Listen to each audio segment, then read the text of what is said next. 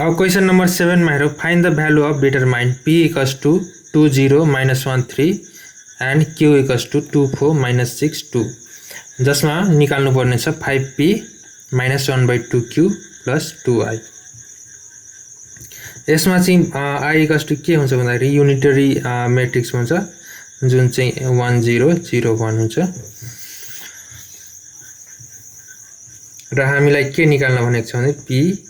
5p - 1/2q + 2i को determinant निकाल्न भनेको छ। Determinant equals to what? यसको डिटर्मिनेन्ट निकाल्नु भन्दा पनि अगाडि हामी के निकाल्नु पर्छ 5p - 1/2q + 2i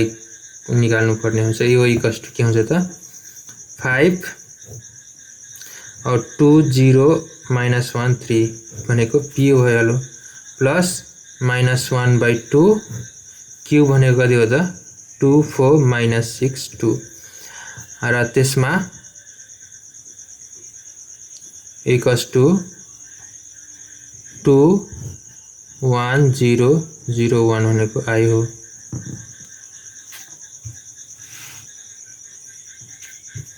अब हामी के गर्छौं भन्दा यो 5 लाई यो सबैले मल्टिप्लाई गर्दा 5 * 2 0 * 5 -1 * 5 3 * 5 त्यसैगरी प्लस यहाँ प्लस हुँदैन, यहाँ प्लस छैन किनभने यहाँ माइनस 1/2 ले सबलाई गर्दाखेरि 2/2 4/2 -6/2 2/2 त्यसैगरी यहाँ चाहिँ हाम्रो प्लस हुन्छ, यहाँ चाहिँ हाम्रो प्लस हुन्छ किनभने यहाँ चाहिँ प्लस छ है, यहाँ हाम्रो प्लस रहेको छ किनभने प्लस यहाँ माइनस हो गन माइनस प्लस 2 * 1 0 * 2 0 * 2 1 * 2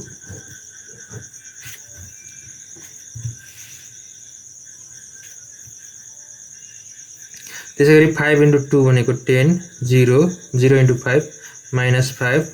5 3 जा 15 माइनस अब 2 2 जा भनेपछि 2 2 क्यान्सल बाँकी बच्छ 1 2 2 जा 4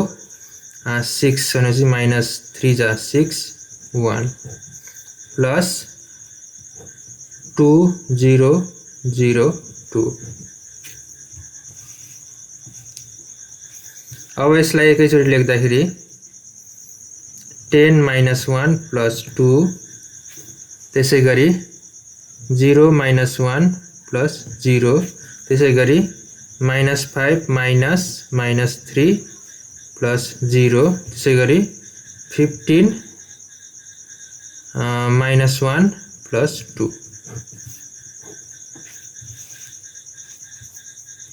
अर्को रहेको 10 - 1 भनेको 9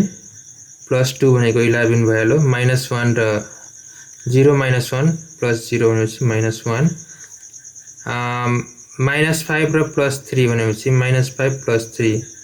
-2 हुने भयो। त्यसैगरी 15 - 1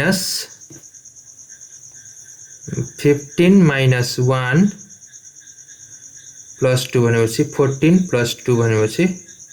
16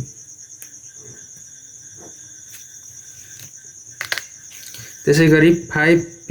- 1/2q + 2i को अब डिटर्मिनेन्ट निकाल्दा कति हुने भयो त 11 - 1 - 2 16 को डिटर्मिनेन्ट। यसको डिटर्मिनेन्ट निकाल्दाखेरि क्रस मल्टिप्लाई गर्नुपर्छ। क्रस मल्टिप्लाई गर्दाखेरि 11 * 16 -2 * -1 त्यसैगरी 11 * 16 भनेको 11 * 16 भनेको 176 माइनस माइनस प्लस त्यो -2 भनेपछि 174 त्यसैगरी 5p - 1/2q + 2i को डिटर्मिनेन्ट इक्वल्स टु 174 के हुने भयो त आन्सर।